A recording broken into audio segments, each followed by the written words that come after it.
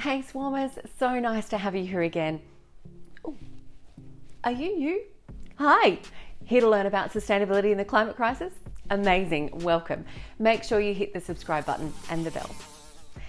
It's a question as old as time. City versus country.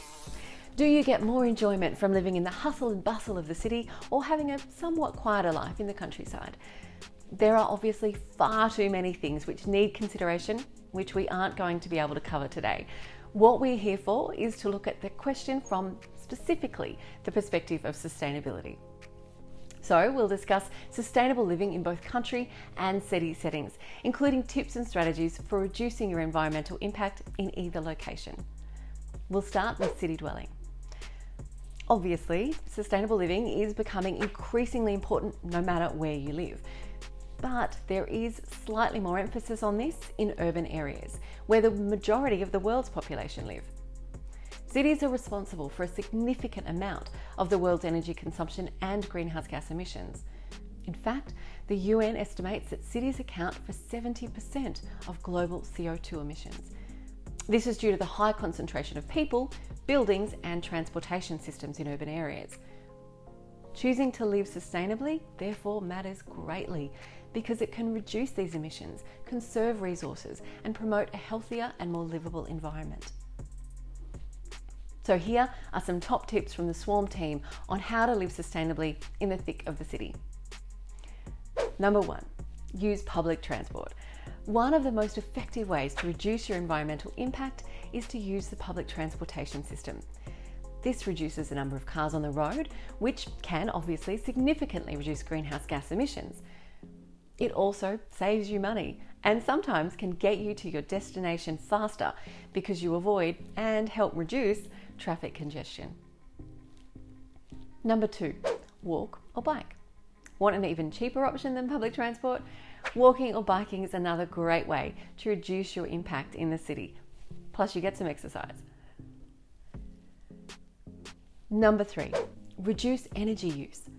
This includes simple steps like turning off lights and appliances when they're not in use, using energy efficient light bulbs, and unplugging electronics when you're not using them.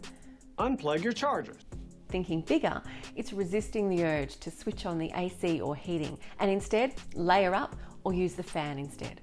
To take things to sustainability level expert, consider how you insulate your windows and walls. We actually made a video all about reducing energy consumption and saving money a short while ago, which we'll link to below. Number 4, reduce water use. Taking shorter showers, fixing leaks, and using a low flow shower head can all reduce water consumption. And you get the bonus of saving money yet again. Number 5, eat plant-based. Animal agriculture is responsible for a significant amount of greenhouse gas emissions. So reducing or eliminating animal product from your diet really does make a difference. Number 6, reduce waste. We now know that out of sight, out of mind is not the motto we should use when thinking about our trash. So recall those R's, all 7 of them. We covered that in another video a little while ago, which I'll link to also below. Remember that the third one is reduce, after rethink and refuse. To reduce your waste, you first have to say no to more stuff, like single-use plastics. Then implement simple steps, like the correct recycling and composting. Many cities now have composting programs, and some have even banned single-use plastics. Number 7, choose a green building. That means one which uses resources efficiently and promotes environmental health and comfort. Green buildings reduce energy consumption, water use, and waste generation, while promoting occupant health and well-being. Many cities now have green building codes that require new buildings to meet certain environmental standards. Number 8, find a community garden. These wonderful spaces provide access to fresh, healthy food and promote community development. They also reduce the environmental impact of agriculture by reducing transportation and promoting sustainable growing practices. Number 9, petition for sustainable transportation. Public transport is great, but non-fossil fuel public transport is better. So get onto your local council about what plans they have for introducing low and zero emissions transportation options. And number 10, step outside. Green spaces are a great strategy for making sure you keep sustainable living top of mind. Connecting with nature has been proven time and again to be good for mental and physical health. It also means you'll be more likely to think twice about taking a plastic bag for your produce at the grocery store because you'll be connected with why saying no matters. So let's look at the countryside. What are the sustainability benefits and how do you ensure you're making environmentally sound decisions? Living in a country or regional area can actually provide easier access to a sustainable lifestyle than living in a densely populated urban area.